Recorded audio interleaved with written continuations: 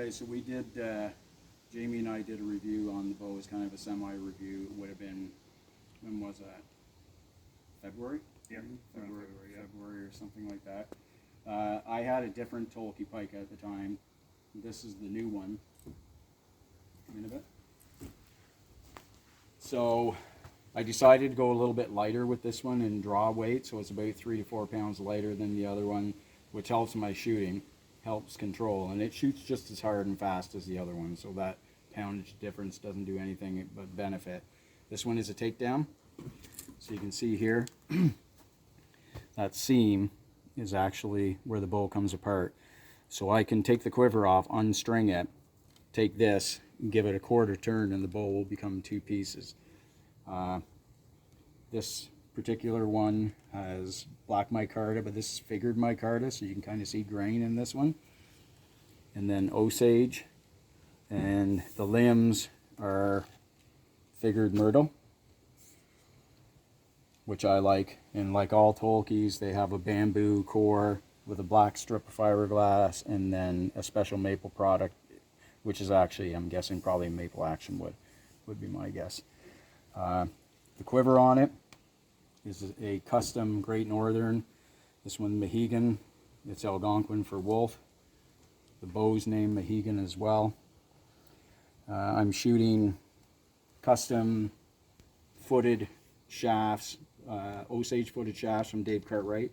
The late Dave Cartwright, unfortunately, he passed away not long ago. Pretty sad thing. So I'll be treasuring these. I have another half a dozen. I am in works, hopefully. Mindy and I are actually in works, hopefully, of taking over his part of his business to start making the footed arrows again. And then the quiver, custom Great Northern. Bob did a great job with this. He just picked out that logo. The best part was he gave it to me free as a wedding gift, and he has one for Mindy that he'll make for her when she decides whatever she wants to get on it. So I've been, you can go back a bit. So I've been shooting this bow for about a month. I think I've had it about a month, maybe a bit more, and I love it. Like it's as good a shooter as my other one, maybe even better because it's a little bit lighter. I like the design of the pikas. The string that I'm shooting on it right now, this is a 14 strands, 14 padded loop, 10 strand string. So there's 14 strands in the padded loops and 10 strand here.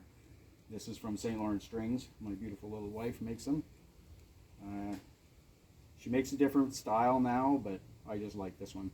I think it shoots good. It's got a good combination of quiet and speed that I like, and that little clank sound, that little humming twang sound that I like.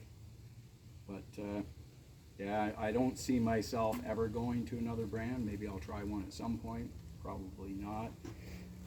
Unlike this guy, it's going Canadian. This is made in Montana, but I mean, yeah. Montana is kind of Canada, so it all works out. Yeah. But yeah, I'm happy with it.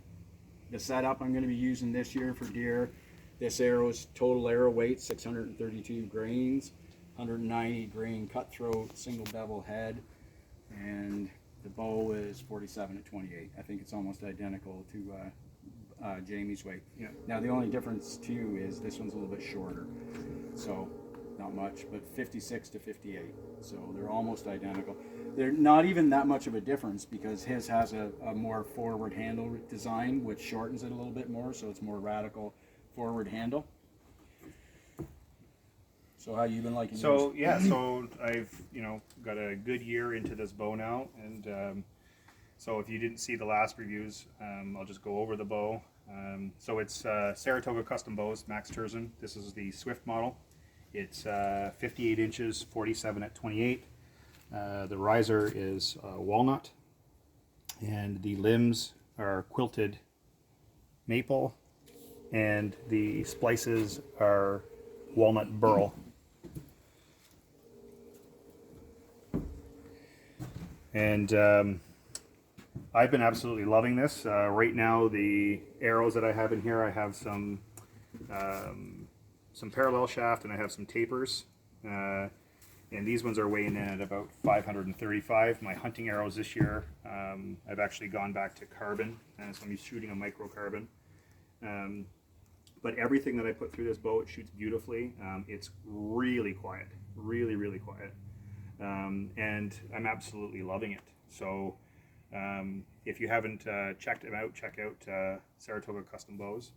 Ask me how much I like it. Yeah, how much you like this bow? I like this bow so much, I ordered another one. Oh, did you really? I sure did. I thought I'd wait a minute to let you know. I did. So I commissioned a 64-inch Venari, Okay. double carbon limbs with Coca-Cola and phenolic riser. That should be good.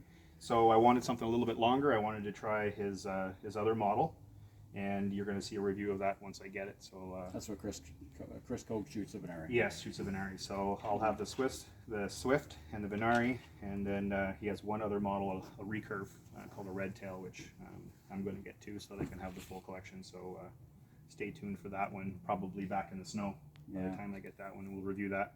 Yeah, I'm not.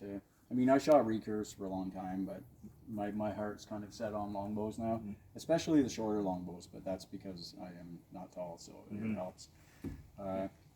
Jamie's also shooting a St. Lawrence string here. That's a 14 strand, unpadded D97 with Mindy's special recipe that she uses, and it's quiet. It's a big difference. Like, it was visually noticeable with this string on it. So I actually believe that I switched from these arrows to a 400 spine when I went to the carbon, because I think the difference in this string actually upped me a spine. And it really fires them out of there, and it's super quiet. So highly recommend St. Lawrence strings. I have like 4 of them now, or 5 of them on my bows. I love them. They're fantastic. I mean, Max, they put a decent string out with a bow, but bowyers are not string builders.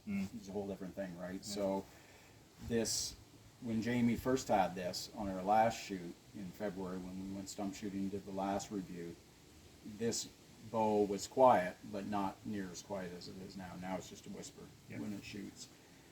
And the one thing he will have to do though is with the micro shafts. We noticed they're so small. They're like friggin' knitting needles. He's gonna have to get change this out. Change that out for something stiffer. I will. So the other bow that I'll show you, this is my wife's. So this is her Toelke pika. It's a 54-inch, and this one is 42 at 28, and at her draw it's like 38 or something like that, 36. But so she is shooting custom. These are Wapiti cedar, so Port Orford cedar, Purple Heart footed, again by the late Dave Cartwright, and the last set that he ever made as well. And Mindy did the finish up here, so that's white crown dip. She did the cresting, she did the fletching on these guys. These will be her deer arrows this season. She's shooting Zwickey 125 Eskimos, which will be, they're not that sharp now, but they will be super sharp. So her bow is myrtle. You can see it's a little different though, like a little different color, more creamy looking with a lot of dark in it. And then she opted for the Dymilux, the walnut Dymilux riser. So it's basically resin and epoxy laminated or impregnated birch that is dyed to look the color of the wood. So it's not actually that color. But everybody comments on how pretty her bow is and how mine is just plain and black, but that's okay. This makes her happy. And she is also shooting one of her own strings. You can see the color here that she did. But you're making a new one, right? Yeah. Yeah, so she's going to make a new one for season that's going to have more earth tones. She also, this is another Great Northern quiver that she had Bob custom laser etch. And a buck on there that she picked out. And she does have another one coming, so she can pick out as soon as she decides what she wants on the hood, 2-tone, single tone, whatever. Bob's going to make her one. That'll be his wedding gift to her as well, which is, I mean, that's pretty much unheard of because we've only talked to him online, never met him in person, and to get 2 quivers for free for a wedding gift from somebody you've never met in person, that's pretty stellar. I mean, we have ordered from him in the past, but it was still such a great gesture on his part. So this will be Mindy's hunting bow for this season for deer, and it's a little bit different limb geometry than mine because it is shorter. This one is the 54, so the dip, the reflex deflex here is higher up in the limb than mine. Mine's a little bit further back. Hers is right up in here, but that's because it is 2 inches shorter. But she shoots this bow like a boss.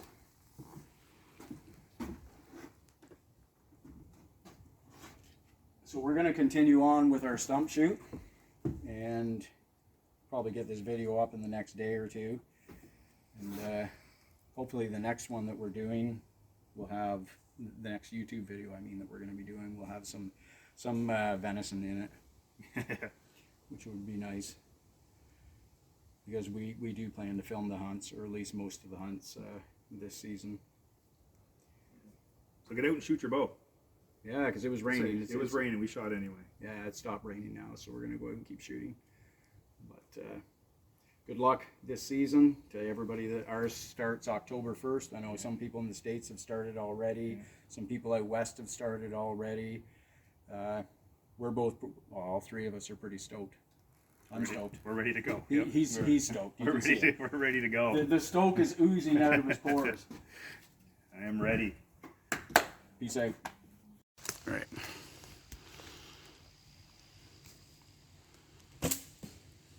Yeah.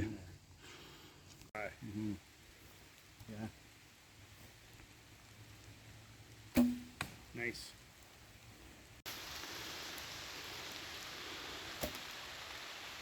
Not even close.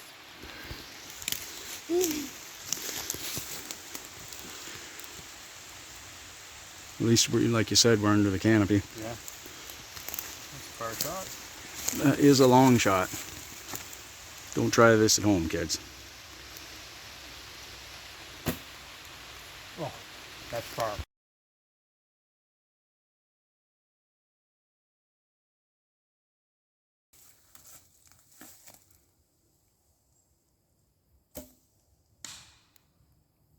think I hit that thing in front, but The stick just in front of it. I don't know. Go ahead, boss. Now I'm just shooting too low.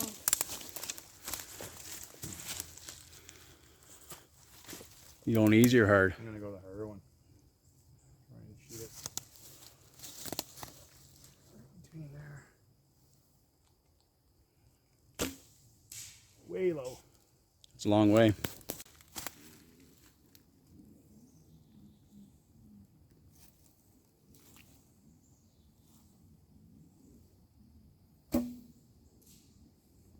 Just underneath. Nice, just under it. Yeah.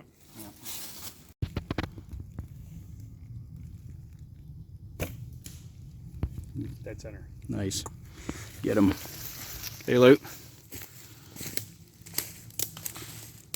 Finally hit something.